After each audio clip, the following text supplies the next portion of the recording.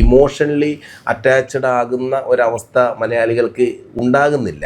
ബംഗാളികൾ പറയും ബംഗാൾ കഴിഞ്ഞാൽ ഇന്ത്യയിലെ കൊള്ളാവുന്ന സംസ്ഥാനം കേരളമാണെന്ന് അവർ പറയും. ബംഗാൾ കഴിഞ്ഞ് ഒരു 51 മിനിറ്റും 40 സെക്കൻഡും കൊണ്ടാണ് അത് തിരക്കഥ എഴുതി ഷൂട്ട് ചെയ്ത് എഡിറ്റിംഗ് കഴിഞ്ഞ് എല്ലാ പ്രോസസ്സും കഴിഞ്ഞ് തിയേറ്ററിൽ റിലീസ് ചെയ്യുന്നത്. അതുവരെ അവരുടെ ക്യാമറ കണ്ണുകൾ നമ്മളുടെ കൂടെ തന്നെ ഉണ്ട്.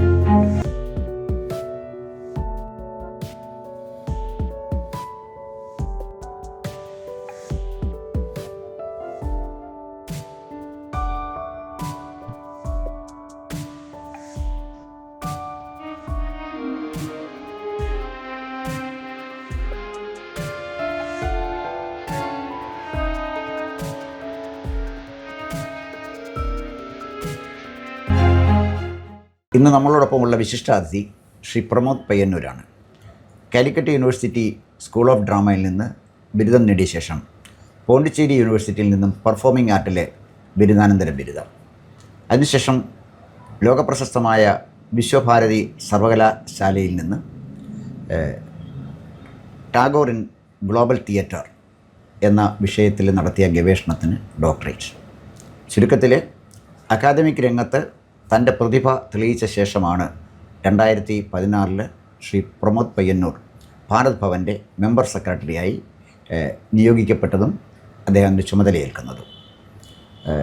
ഇന്നത്തെ നമ്മുടെ കേരളത്തിലെ സാംസ്കാരിക തനിമയെക്കുറിച്ച്, ഇന്ത്യയുടെ ഒരു സാംസ്കാരിക പശ്ചാത്തലത്തിൽ അദ്ദേഹം ചുമതലയേറ്റ ഭാരത് ഭവൻ്റെ പ്രവർത്തനം എങ്ങനെ വ്യത്യസ്തമായി കേരളത്തനിമയോടെ കേരളത്തിൽ നടത്താൻ കഴിയും തുടങ്ങി വ്യത്യസ്തമായ ചില വിഷയങ്ങളെക്കുറിച്ചാണ് ഇന്ന് അദ്ദേഹവുമായി സംസാരിക്കാൻ ആഗ്രഹിക്കുന്നത്. ശ്രീ പ്രമോദ് പയ്യന്നൂരിനെ ജനഭൂമിക്ക് വേണ്ടി സ്വാഗതം ചെയ്യുന്നു. നമസ്കാരം സാർ. പിന്നെ നാടകപ്രവർത്തകൻ, സാംസ്കാരിക പ്രവർത്തനം എന്നുള്ള നിലയിൽ വളരെ മഹാഭാഗ്യമാണ്. ടാഗോറിൻ്റെ നാടകമാണെന്നാണ് എൻ്റെ ഓർമ്മ. ടാഗോറിൻ്റെ ഒരു നാടകം വളരെ ചെറുപ്പത്തിൽ ഞാനിന്ന് വായിച്ചിട്ടുള്ളത് ഓർക്കുന്നുണ്ട്, കോളേജിൽ പഠിച്ചുകൊണ്ടിരിക്കുന്നത്. സന്യാസി ഓർ അസറ്റിക് എന്നാണ് ആ നാടകത്തിൻ്റെ പേരെന്നാണ് എൻ്റെ ഓർമ്മ. ആ നാടകം ടാഗോറിൻ്റെ പല കൃതികളും നമ്മുടെ കാണാൻ പറയാൻ പറ്റത്തില്ലെങ്കിലും നമ്മുടെ മനസ്സിനെ ആഴത്തിൽ സ്പർശിക്കുന്നതാണ്. എൻ്റെ മനസ്സിനെ ആഴത്തിൽ സ്പർശിച്ചൊരു നാടകമാണ് ടാഗോറിൻ്റെ ഈ സന്യാസി ഓർ അസറ്റിക് എന്നുള്ളത്. ഒരുപക്ഷെ സമകാലിക കേരളത്തിൽ അതിന് പല കാരണങ്ങളാൽ വലിയ പ്രസക്തിയുണ്ട്. പ്രത്യേകിച്ച് പെൺകുഞ്ഞുങ്ങളെ പീഡിപ്പിക്കപ്പെടുന്ന ഒരു കാലം, വളരെയധികം കപടനാട്യമുള്ള ഹിപ്പോക്രസിയുള്ള പല ആളുകൾ, അവരുടെ ഇടയിലൊരു കുട്ടിക്ക് അനുഭവിക്കേണ്ടി വന്ന ആയിട്ടാണ് എൻ്റെ ഓർമ്മ. ഞാൻ വർഷങ്ങൾക്ക് മുമ്പുള്ള ഓർമ്മ വെച്ചാണ് പറയുന്നത്. ടാഗോറിനെ കുറിച്ച് പറഞ്ഞുകൊണ്ട് ഞാൻ പറഞ്ഞു എന്ന് മാത്രമേ ഉള്ളൂ. അതിനൊരു ദൃശ്യാവിഷ്കാരം ഉണ്ടാക്കാൻ കഴിയുമോ എന്ന് ഒന്ന് പരിശോധിക്കണമെന്ന് അഭ്യർത്ഥിക്കാനാണ് ഞാൻ ഉപയോഗിച്ചത്. Thank you sir. ഞാനത് ആ ടെക്സ്റ്റ് ആ ഒരു അപ്രോച്ചിൽ വായിച്ചിട്ടില്ല സാർ. പക്ഷേ സാർ പറഞ്ഞ അടിസ്ഥാനത്തിൽ ഞാൻ ആ ടെക്സ്റ്റ് എടുത്തിട്ട് വീണ്ടും റീഡ് ചെയ്ത് അതിൻ്റെ വിഷ്വലൈസേഷനെ കുറിച്ചിട്ട് തീർച്ചയായിട്ടും ആലോചിക്കും. വളരെ സന്തോഷം. ഞാനും ബംഗാളിൽ പോയിട്ടുണ്ട്. ബംഗാളിൽ നിന്ന് വിശ്വഭാരതിയിലും പോയിട്ടുണ്ട്. അപ്പോൾ ബംഗാളിലെ ട്രെയിനിൽ സഞ്ചരിക്കുമ്പോഴേ രവീന്ദ്ര സംഗീതം കേൾക്കാം. ഇപ്പോൾ ഉണ്ടോയെന്ന് എനിക്ക് അറിഞ്ഞിട്ട് കുറേ വർഷങ്ങൾക്ക് മുമ്പാണ്. അപ്പം ഞാൻ ബംഗാളികളെ കാണുമ്പോൾ ബംഗാളികൾ പറയും ബംഗാൾ കഴിഞ്ഞാൽ ഇന്ത്യയിലെ കൊള്ളാവുന്ന സംസ്ഥാനം കേരളമാണെന്ന് അവർ പറയും, ബംഗാൾ കഴിഞ്ഞ്. അതിനകത്തൊരു വലിയ സത്യമുണ്ട്. ബംഗാളികൾ ടാഗോറിൻ്റെ പേരിൽ അഭിമാനിക്കുന്നു, ഋത്വിക് ഘട്ടകിൻ്റെ പേരിൽ അഭിമാനിക്കുന്നു, സത്യജിത് റോയുടെ പേരിൽ അഭിമാനിക്കുന്നു. കേരളത്തിൽ എത്രയോ പ്രഗത്ഭന്മാരായ കലാകാരന്മാരുണ്ട്. ഏതെങ്കിലും ഒരു മലയാളി നമ്മുടെ സാഹിത്യകാരന്മാരുടെ പേരിലോ അല്ലെങ്കിൽ നമ്മുടെ ചലച്ചിത്ര രംഗത്തെ പ്രതിഭകളുടെ പേരിൽ, അന്തർദേശീയമായി തന്നെ അംഗീകരിക്കപ്പെട്ട പ്രതിഭകളുടെ പേരിലോ അഭിമാനിക്കുന്ന മലയാളിയെ ഇല്ലയെന്ന് ഞാൻ പറയുന്നത് ചുരുക്കമായിട്ടാണ് കണ്ടുള്ളത്. മലയാളിയുടെ ഒരു മനോഭാവത്തിൽ എന്താ ഇങ്ങനെ സംഭവിച്ചത്? എനിക്ക് തോന്നുന്നു ബംഗാളി സൊസൈറ്റി കുറച്ചുകൂടി ഇമോഷണലി അറ്റാച്ച്ഡ് ആണ്. അവരുടെ കൾച്ചറിനോടായാലും അവരെ മുൻപേ നടന്നു പോയവരുടെ ക്രിയേറ്റീവ് കോൺട്രിബ്യൂഷനോടൊക്കെ അത്രമാത്രം ആഴത്തിൽ അവർ അതിനോട് ഒരു അറ്റാച്ച്ഡ് ആയിട്ടൊരു ഇത് കാണിക്കുന്നുണ്ട്. ശരിക്കും ബംഗാൾ നമ്മുടെ കേരളത്തിന് ഒരുപാട് ഇൻസ്പയർ ചെയ്തത് സാറിന് അറിയുന്ന കാര്യമാണല്ലോ. ഇപ്പോൾ ലിറ്ററേച്ചറിലായാലും സിനിമയിലായാലും ബംഗാൾ നമുക്ക് എപ്പോഴും ഒരു മാർഗദർശിത്വം തന്ന സ്ഥലമാണെന്ന് പറയാം. ഇപ്പോഴത്തെ ബംഗാൾ എന്നുള്ള രീതിയിലല്ല പറയുന്നത്, മുൻപുള്ളത്. അത് നമ്മളെ ഒരു കാലഘട്ടത്തിൽ വല്ലാതെ നമ്മളെ സാഹിത്യത്തിനെയും സിനിമയെയും കലകളെയും ഒക്കെ ആകർഷിച്ച, നമുക്ക് പിന്നെ ചില ക്രിയേറ്റീവ് എനർജി തന്നിട്ടുള്ള സ്ഥലം ആണത്. ഇപ്പോഴും ബംഗാളിൽ പോകുന്ന സമയത്ത് സാറ് പറഞ്ഞപ്പോൾ രവീന്ദ്ര സംഗീതം നമ്മൾ ഇവിടെ ട്രെയിനിൽ കേൾക്കുന്നു. തീർച്ചയായിട്ടും ബാവുൽ സംഗീതവും രവീന്ദ്ര സംഗീതവും ഒക്കെ പാടുന്ന ആൾക്കാരെ നമുക്ക് കാണാം. ബസ് സ്റ്റോപ്പുകളിൽ, ഇപ്പോഴും ബംഗാളിലുള്ള ബസ് സ്റ്റോപ്പുകളിൽ രവീന്ദ്ര സംഗീതം ഇങ്ങനെ കേട്ടു ബസ് വെയിറ്റ് ചെയ്യുമ്പോഴൊക്കെ ഇത് കേട്ടുകൊണ്ടിരിക്കുന്നതിനൊരു സുഖമുണ്ട്. അത് നമ്മുടെ സംസ്കൃതിയോടുള്ള നമ്മുടെ ആദരവാണ്. അത് ബംഗാളികൾ കാണിക്കുന്നത് പോലെ മലയാളികൾ കാണിക്കുന്നുണ്ടോ എന്ന് ചോദിച്ചാൽ ഇല്ല. ഇപ്പം എം ടി വാസുദേവൻ നായർ സാറിനെ പോലെ, ഒ വി വിജയനെ പോലെ, അതുപോലെ തന്നെ വിഖ്യാതരായിട്ടുള്ള ഒരുപാട്, ഇപ്പോൾ കുമാരനാശാനെ പോലെയുള്ള കവികളായാലും ഒരുപാട് പേര് നമ്മൾക്ക് ഹൈലി ഇൻ്റലക്ച്വൽ ആയിട്ടുള്ള ഒരുപാട് കോൺട്രിബ്യൂഷൻ തന്ന വ്യക്തിത്വങ്ങളുണ്ട്. മലയാളികൾ അവരെ സ്മരിക്കുന്നുണ്ട്. കുറേ ഒരു വിഭാഗം ഒത്തുകൂടുകയും അത്തരം ചിന്തകൾ നമ്മളെ എങ്ങനെയാണ് ഇൻസ്പയർ ചെയ്യുന്നതൊക്കെ പറഞ്ഞ് അവരുടെ ഓർമ്മകൾ പുതുക്കുന്നുണ്ട്. പക്ഷേ സാറ് പറഞ്ഞതുപോലെ അത്രമാത്രം ഇമോഷണലി അറ്റാച്ച്ഡ് ആകുന്ന ഒരവസ്ഥ മലയാളികൾക്ക് ഉണ്ടാകുന്നില്ല. പിന്നെ അത് തമിഴ്നാട്ടിലേക്ക് നമ്മൾ സമീപ പ്രദേശമാണ് തമിഴ്നാട് അവരുടെ സംസ്കൃതിയോട്, അവരുടെ ഭാഷയോട്, അവരുടെ കൾച്ചറിനോട് കാണിക്കുന്ന ഒരു സമീപനമല്ല മലയാളിക്ക് ഉള്ളത്. അത്രമാത്രം അവർ അതിനോടുള്ള ഒരു വല്ലാത്ത ഇഷ്ടം അവർക്ക് ഉണ്ട്. പല കാര്യങ്ങളായാലും അതങ്ങനെയാണ്. പക്ഷേ മലയാളികൾ ഇപ്പം ഇൻ്റർനാഷണൽ ലെവലിൽ മലയാളികളെല്ലായിടത്തും, ഞാനിപ്പോൾ ഒരു 8 മാസം മുമ്പേ അമേരിക്കയിൽ പോയി 2 മാസം അവിടെ നിന്നിട്ട് വൈക്കം മുഹമ്മദ് ബഷീറിൻ്റെ കഥകളൊക്കെ വെച്ച് അവിടുത്തെ ആർട്ടിസ്റ്റുകൾ വെച്ചിട്ട് തിയേറ്റർ പ്രൊഡക്ഷൻ ചെയ്തു. അത് അവിടെ നല്ല സക്സസ് ആയി. പക്ഷേ ഞാൻ അവിടെ എൻ്റെ പരിസരങ്ങളിൽ അവിടെ വന്ന ഓഡിയൻസും പിന്നെ സൗഹൃദങ്ങളിലേക്കും അവിടെയൊക്കെ പോകുമ്പോൾ മലയാളികളെ ശ്രദ്ധിക്കുകയായിരുന്നു. മലയാളികൾക്ക് ഇപ്പോഴും മലയാളത്തോട്, കേരളത്തോടുള്ള വലിയ താല്പര്യങ്ങളും, ഇപ്പോൾ ഓണാഘോഷം തന്നെ വലിയ രീതിയിൽ എല്ലാ സ്ഥലത്തും ആഘോഷിക്കുന്നുണ്ട്. 3 ദിവസം മുമ്പേ ഗോവയിൽ പോയപ്പോൾ മലയാളികൾ ഇപ്പോഴേ തന്നെ ഓണാഘോഷം ഗംഭീരമായിട്ട് അവിടെ തുടങ്ങിക്കഴിഞ്ഞു. അബുദാബിയിലായാലും എവിടെ സഞ്ചരിക്കുമ്പോഴും മലയാളികൾക്ക് അങ്ങനെ ഒരു ഒത്തുകൂടലും അവരുടെ സംസ്കൃതിയോടുള്ള ഓർമ്മ പുതുക്കലും കാര്യങ്ങളൊക്കെ ഉണ്ട്. പക്ഷേ എങ്കിലും നമ്മുടേതായിട്ടുള്ള തനത് സംസ്കാരത്തെ മറന്നുകൊണ്ട് മറ്റ് സംസ്കാരങ്ങളെ തേടിപ്പിടിക്കാനുള്ള ഒരു ശ്രമം ഉണ്ട്. എത്ര പേരാണ് നമ്മളിപ്പം അടച്ചിട്ട വീടുകളാണ് കേരളത്തിൽ പല സ്ഥലത്തും നമ്മൾ കാണുന്നത്. വലിയ വീടുകൾ കെട്ടുക, ആ വീടുകൾ കെട്ടിയിട്ട് അവിടെ താമസിക്കാൻ വേണ്ടിയിട്ട് ആൾക്കാരെ ഇല്ലാത്ത അവസ്ഥ. കാരണം വളരെ ധനികരായിട്ടുള്ള ആൾക്കാരാണ്. അവർ പുറത്തു പോയിട്ട് താമസിക്കുകയും ഇവിടെ പ്രായമുള്ള അച്ഛനമ്മമാർ മാത്രം ഇവിടെ നിൽക്കുന്ന അവസ്ഥയുണ്ട്. അവരെ നോക്കാനും ഒന്നും പറ്റാത്ത രീതിയിലേക്കുള്ള അവസ്ഥകൾ വരുന്നുണ്ട്. അപ്പം പിന്നെ എങ്കിലും ഈ ഒരു അവരുടെ ഒരു സാമ്പത്തികമായിട്ട് വലിയ ഉന്നമനത്തിലേക്ക് നമ്മൾ പോകുമ്പോഴും ഈ പോകുന്ന ഒരു തലമുറയുടെ അച്ഛനും അമ്മയും ഇവിടെ ആയിരിക്കും. മക്കൾ ഇവിടുന്ന് നന്നായിട്ട് അവരെ പഠിപ്പിച്ചിട്ട് അവർ മറ്റ് സ്ഥലത്തേക്ക്, വിദേശത്തേക്ക് പോകുന്നു. അവർ ആ സംസ്കൃതിയുമായിട്ട് ലയിച്ചു ചേരാൻ ശ്രമിക്കുന്നു. എങ്കിലും അവർക്ക് മനസ്സ് ഇവിടെയുണ്ട്. പക്ഷേ അടുത്ത് വരുന്ന ജനറേഷൻ അവിടെ തന്നെ അവരുടെ സിറ്റിസൺഷിപ്പ് ഉറപ്പിച്ച ആൾക്കാരാണ്. ആ കുട്ടികൾക്ക് കേരളത്തിലേക്ക് വരാൻ താല്പര്യമേ ഇല്ല. അപ്പോൾ ഒരു മലയാളത്തിൻ്റെ വേര് എവിടെയൊക്കെയോ അറുത്ത് പോവുകയാണ്.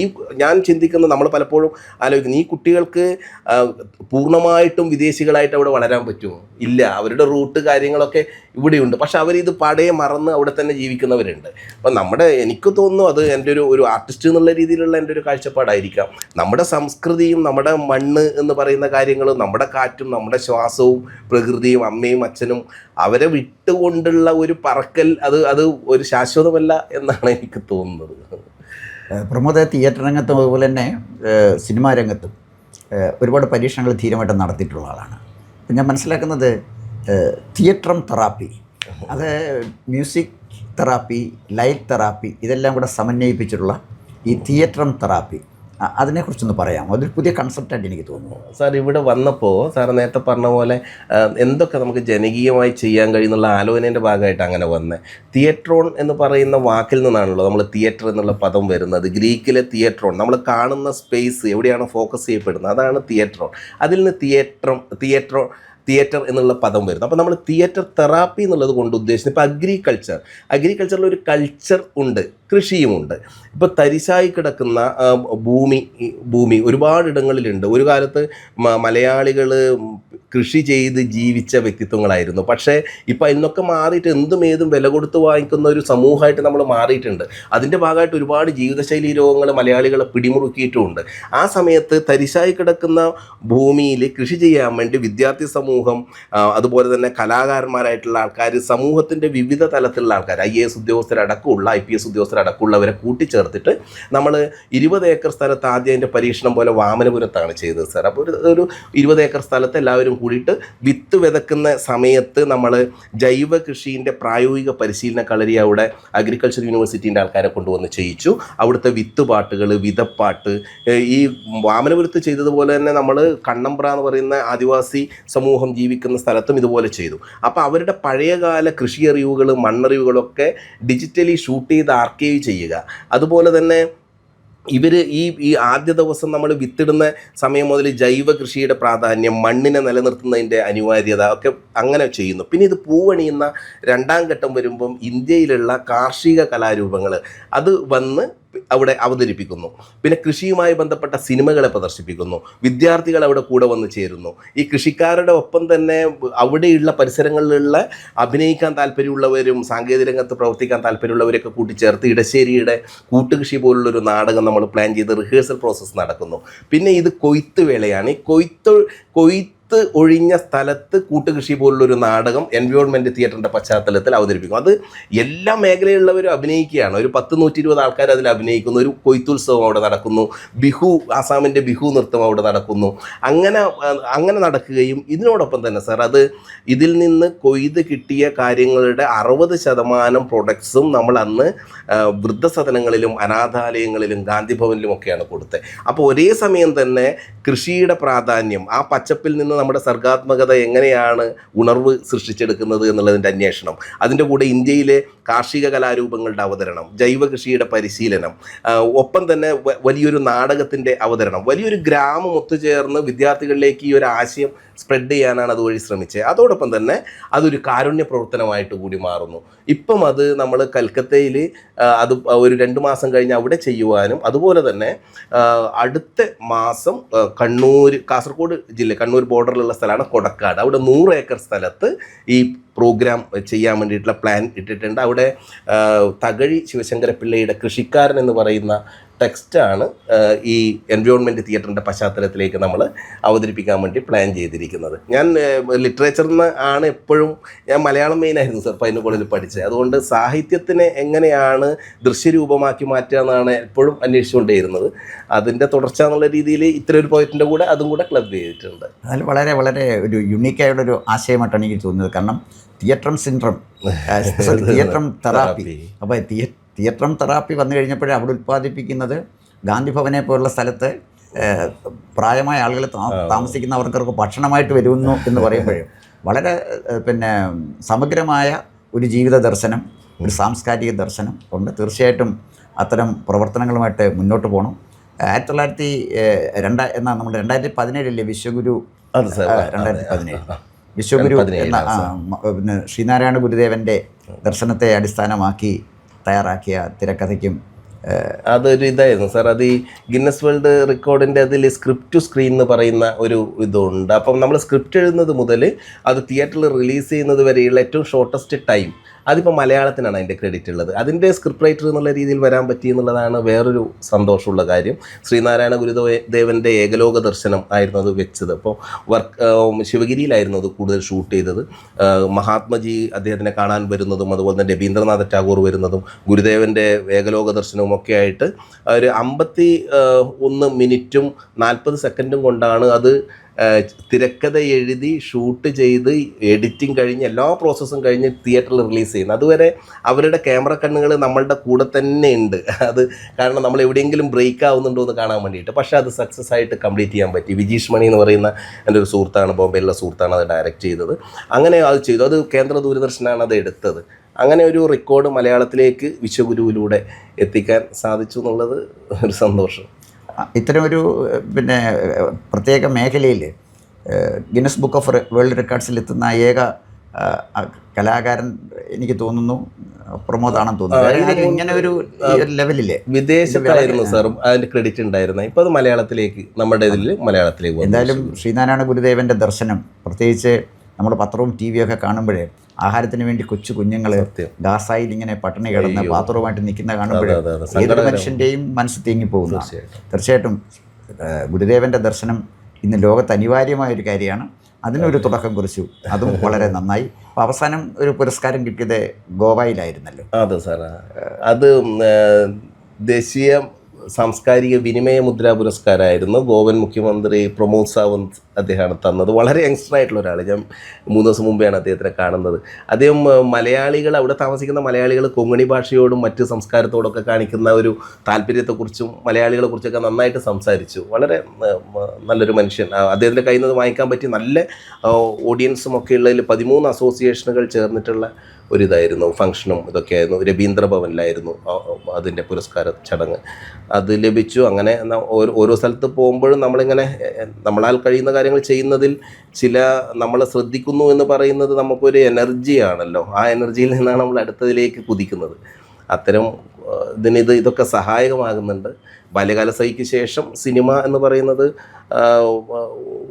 പല പ്രൊഡ്യൂസേഴ്സുമായിട്ട് കമ്മിറ്റ് ചെയ്ത സിനിമകൾ ഇവിടുത്തെ തിരക്കിൽ, ഭാരത് തിരക്കിൽ ചെയ്യാൻ കഴിഞ്ഞിട്ടില്ല. പക്ഷേ 2-3 മാസത്തിനുള്ളിൽ തന്നെ പുതിയൊരു സിനിമയുടെ അനൗൺസ്മെൻ്റ് ഉണ്ടാകും. കാരണം എന്ത് പറഞ്ഞാലും ഒരു സംവിധായകൻ, തിരക്കഥാകൃത്ത് ഇതുവഴിയേ കടന്നുപോയ ഒരാൾക്ക് ക്രിയേറ്റീവായിട്ടുള്ള കാര്യം ചെയ്തിട്ടില്ലെങ്കിൽ അതിൻ്റേതായിട്ടുള്ള മറ്റെന്ത് സൗഭാഗ്യങ്ങളും ഉണ്ടെങ്കിലും, ഇപ്പം ഗവൺമെൻറ് ഭാഗത്തുനിന്നുള്ള എല്ലാ സൗകര്യങ്ങളും ഉണ്ട്, എല്ലാ അംഗീകാരങ്ങളും ഉണ്ട്. നമ്മൾ ചെയ്യുന്നതെല്ലാം ഏതോ പ്രപഞ്ച ശക്തിയുടെ ഭാഗമായിട്ട് സക്സസ് ആവുന്നുണ്ട്. ഒരുപാട് പേര് സപ്പോർട്ട് ചെയ്തിട്ട് അങ്ങനെ പോകുന്നുണ്ട്. പക്ഷേ നമ്മുടെ ഉള്ളിലൊരു നീറ്റലായിട്ട് നിൽക്കുന്നത് നമ്മുടെ ക്രിയേറ്റീവ്, നമ്മൾ അതെങ്ങനെ മുദ്രപ്പെടുത്തുന്നു എന്നുള്ളതാണല്ലോ സാർ. അപ്പം നമ്മുടെ ഉള്ളിലുള്ള ഒരു ഇതായിട്ട് പലപ്പോഴും ആലോചിച്ച് വെച്ച തിരക്കഥയുടെ രൂപങ്ങൾ ഇങ്ങനെ നിൽക്കുന്നുണ്ട്.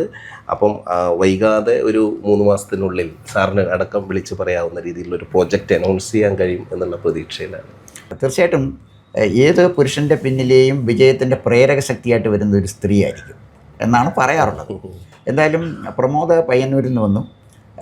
നാടകം തന്നെ ആയിരിക്കും ഒരു നിയോഗം പോലെ ഇങ്ങനെ തിരുവിതാംകൂറിൽ എത്തിച്ചത്. അത് പിന്നെ മലയാള നാടകത്തിലെ ആർക്കും അവഗണിക്കാൻ കഴിയാത്ത, വിസ്മരിക്കാൻ കഴിയാത്ത പ്രതിഭാശാലിയാണ് തോപ്പിൽ ഫാസി. അദ്ദേഹത്തിൻ്റെ അനന്തരവൻ തോപ്പിൽ ഗോപാലകൃഷ്ണനാണ് താങ്കളുടെ ഭാര്യയുടെ അച്ഛൻ. അതുപോലെ തന്നെ മലയാള പത്രപ്രവർത്തന രംഗത്ത് ഒരു പുതിയ മാർഗം വെട്ടി ഉണ്ടാക്കിയ ഒരാളാണ് കാമ്പിശ്ശേരി കരുണാകരൻ.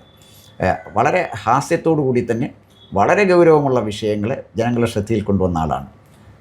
കാമ്പിശ്ശേരി കരുണാകരനും തോപ്പിൽ ഫാസിയുമായിട്ടുണ്ടായിരുന്ന വളരെ അടുത്ത സുഹൃത്ത് ബന്ധം ഏതൊരു രക്തബന്ധത്തിനേക്കാൾ ഉറച്ച ഒരു സുഹൃത്ത് ബന്ധമാണ്. അപ്പോൾ അത് തന്നെ കേരളത്തിലൊരു മാതൃകയായിരുന്നു. അപ്പോൾ അങ്ങനെ ഒരു പ്രത്യേക കുടുംബത്തിലേക്കാണ് തോപ്പിൽ ഫാസിയുടെയും കാമ്പിശ്ശേരി കരുണാകരൻ്റെയും കുടുംബത്തിലേക്കാണ് താങ്കൾ തിരുവിതാംകൂറിൽ എത്തിയത്. അതുപോലെ തന്നെ താങ്കളുടെ മദറിലോ ദേവസ്വം കോളേജിൽ നന്നായിട്ട് എഴുതുന്ന ആളാണ്. കവിതകളൊക്കെ എഴുതിയിട്ടുണ്ട്. പക്ഷേ അത് കാര്യമായിട്ടൊന്നും പ്രസിദ്ധീകരിച്ചിട്ടില്ലെന്നേ ഉള്ളൂ. 1-2 എണ്ണം കലാകൗമുദിയിൽ പ്രസിദ്ധീകരിച്ചിട്ടുണ്ട്. പലപ്പോഴും ഞങ്ങളൊക്കെ പറയും നല്ല ഭാഷയുള്ള ആളാണ്, എഴുതണമെന്ന് പറയുമ്പോൾ എന്തുകൊണ്ടോ അതിനകത്ത് വലിയ താല്പര്യമൊന്നും കാണിച്ചില്ല. ഫാമിലിയെക്കുറിച്ച് 1-2 വാക്ക് പറഞ്ഞാൽ നന്നായിരുന്നു. തീർച്ചയായിട്ടും സാറ് പറഞ്ഞ പോലെ ഞാൻ കൈരളി TV-യിൽ പ്രോഗ്രാം പ്രൊഡ്യൂസറായിട്ട് പ്രവർത്തിക്കുമ്പോഴാണ് KPSCയുടെ 50-ാമത്തെയും 51-ാമത്തെയും ഒക്കെ നാടകങ്ങൾ സംവിധാനം ചെയ്യുന്നത്. അപ്പോൾ ആ സമയത്ത് ഉള്ള ഒരാലോചനയാണ് തോപ്പിൽ ഫാസിയുടെ കാമ്പിശ്ശേരിയുടെ ഒക്കെ കുടുംബത്തിൽ നിന്ന് തന്നെ വിവാഹം കഴിക്കാൻ സാധിച്ചത്. അത് എനിക്ക് ഓർമ്മയുണ്ട്. കൈരളി TV-യിലെ ആൾക്കാർ, ബാബു ഭരദ്വാജ് മാഷും അവിടുത്തെ പ്രധാനപ്പെട്ടവരും നടൻ മുരളിയേട്ടനും ഒക്കെ കൂടിയിട്ട് അതിൽ ഇടപെട്ടിട്ടുണ്ടായിരുന്നു. അങ്ങനെയാണ് വിവാഹം നടക്കുന്നത്. തോപ്പിൽ ഗോപാലകൃഷ്ണൻ എന്ന് പറയുന്ന AYF-ൻ്റെ ഒക്കെ അഖിലേന്ത്യാ സെക്രട്ടറി, തൊഴിലല്ലെങ്കിൽ ജയിൽ പോലുള്ളയൊക്കെ സമരത്തിനെ നയിച്ച ഒരാൾ, ജനയുഗത്തിൻ്റെ ചീഫ് എഡിറ്ററായിട്ടുണ്ടായിരുന്ന മനുഷ്യൻ, നിസ്വാർത്ഥനായിട്ടുള്ള ഒരു കമ്മ്യൂണിസ്റ്റുകാരൻ. അപ്പോൾ അദ്ദേഹത്തിൻ്റെ മകൾ, അത് നേരത്തെ സാറ് പറഞ്ഞതുപോലെ കാമ്പിശ്ശേരിക്കാരനായരുടെ മകൾ ഡോക്ടർ ഉഷ കാമ്പിശ്ശേരിയുടെയും മകളാണ് ഡോക്ടർ മാളു ജി. മാളു ഇപ്പം ഡിജിറ്റൽ യൂണിവേഴ്സിറ്റിയിൽ അസിസ്റ്റൻറ്റ് പ്രൊഫസറായിട്ട് വർക്ക് ചെയ്യുകയാണ്. 2 മക്കളാണ് ഉള്ളത്. അവന്തിക ഇപ്പം അമരാവതി VIT ക്യാമ്പസിലേക്ക് അവിടെ കമ്പ്യൂട്ടർ എൻജിനീയറിംഗ് AI സ്പെഷ്യലൈസ് ചെയ്തിട്ടുള്ളതിലേക്ക് എൻട്രൻസ് എഴുതി കിട്ടിയിട്ടുണ്ട്. മോൻ 6ാം ക്ലാസ്സിലാണ്, ആര്യ സെൻട്രൽ സ്കൂളിലാണ് പഠിക്കുന്നത്. അങ്ങനെ മദറിലോയും നമ്മുടെ കൂടെയുണ്ട്, പട്ടത്താണ് താമസം. ഇവരുടെയൊക്കെ സപ്പോർട്ട്, അത് എൻ്റെ കുടുംബത്തിലായാലും എൻ്റെ അച്ഛൻ പട്ടാളത്തിൽ ഉണ്ടായിരുന്ന ഒരാളാണ്. അമ്മ പാട്ടുപാടുകയും നൃത്തത്തോടൊക്കെ ഇഷ്ടമുള്ള ഒരാളാണ്. ചേട്ടൻ നന്നായിട്ട് ചിത്രം വരയ്ക്കും. അനിയത്തിയും ഇതിനോടൊക്കെ താല്പര്യമുള്ള വ്യക്തിയാണ്. അനിയൻ മനോരമ ന്യൂസിൽ പ്രസാദ് കണ്ണൻ എന്ന് പറഞ്ഞിട്ട് മനോരമയിൽ സിനിമയുടെ ചാർജ്, ഇൻ്റർവ്യൂവും അതിൻ്റെ പ്രൊഡ്യൂസറും ഒക്കെ ആയിട്ട് നിൽക്കുന്നത്. ഇപ്പോൾ സിനിമാ രംഗത്ത് പ്രസാദ് എഴുതുകയൊക്കെ ചെയ്യുന്നുണ്ട്. അപ്പോൾ അങ്ങനെ ഒരു പശ്ചാത്തലത്തിൽ പയ്യന്നൂരിൻ്റെ ഒരു ഏഴിമലയുടെയൊക്കെ താഴ്വാരത്തുള്ളൊരു ഗ്രാമത്തിൽ, പിന്നെ അങ്ങനെ അവിടെ നിന്ന് വളർന്ന് ഇങ്ങനെ നമ്മൾ നാടകം, സാറ് പറഞ്ഞതുപോലെ ഓരോരോ കാര്യങ്ങളിലൂടെ സഞ്ചരിച്ചിട്ടായിരിക്കും ഈ വഴിയിലേക്ക് എത്തിയത്. ഇനിയും കുറേ കാര്യങ്ങൾ ചെയ്യണം എന്നുണ്ട്. അങ്ങനെ വളരെയധികം സന്തോഷമുണ്ട് താങ്കളുടെ ഒരു അഭിമുഖം കിട്ടിയതിൽ. അതായത് പയ്യന്നൂർ കോളേജിൽ മലയാളം മുഖ്യ വിഷയമായി എടുത്ത് പഠിച്ച ഒരു വിദ്യാർത്ഥി, അതിനുശേഷം കാലിക്കറ്റ് യൂണിവേഴ്സിറ്റിയിലെ സ്കൂൾ ഓഫ് ഡ്രാമയിൽ പോയി 1ാം റാങ്കോടെ പാസ്സാകുന്നു. പോണ്ടിച്ചേരി സർവകലാശാലയിൽ നിന്ന് പെർഫോമിംഗ് ആർട്ടിലെ മാസ്റ്റർ ബിരുദം നേടുന്നു. വിശ്വഭാരതി സർവകലാശാലയിൽ എത്തിയിട്ട് ടാഗോർ ഇൻ ഗ്ലോബൽ തിയേറ്റർ എന്ന വിഷയത്തിലെ ഗവേഷണ ബിരുദം കരസ്ഥമാക്കുന്നു. ബാല്യകാല സഖി എന്ന ഒറ്റ ചിത്രത്തിലൂടെ ചലച്ചിത്ര രംഗത്ത് തൻ്റെ സാന്നിധ്യം ഉറപ്പാക്കുന്നു. ശ്രീനാരായണ ഗുരുദേവൻ്റെ ദർശനത്തെ ആഗോള തലത്തിൽ എത്തിച്ചതിന് അദ്ദേഹത്തിന് ഗിന്നസ് ബുക്ക് ഓഫ് വേൾഡ് റെക്കോർഡ്സിലെ സ്ഥാനം കിട്ടുന്നു. അങ്ങനെ കേരളത്തിന് നമുക്കൊക്കെ അഭിമാനിക്കാൻ കഴിയുന്ന ഒരു യുവാവാണ് പ്രമോദ് പയ്യന്നൂർ. വളരെ ദീർഘമായ ഒരു കാലം തീർച്ചയായിട്ടും അദ്ദേഹത്തിൻ്റെ മുന്നിലുണ്ട്. അത് കേരളത്തിൻ്റെ സാംസ്കാരിക രംഗത്ത്, സാഹിത്യ രംഗത്ത് ഒക്കെ വലിയ വലിയ മാറ്റങ്ങൾക്ക് തുടക്കം കുറിക്കാൻ ഈ യുവാവിന് കഴിയട്ടെ എന്ന് ആശംസിച്ചുകൊണ്ട്, വളരെ തിരക്കേറിയൊരു സമയത്തിനിടയിലാണ് അദ്ദേഹത്തെ കാണാൻ ഞങ്ങൾ വന്നത്.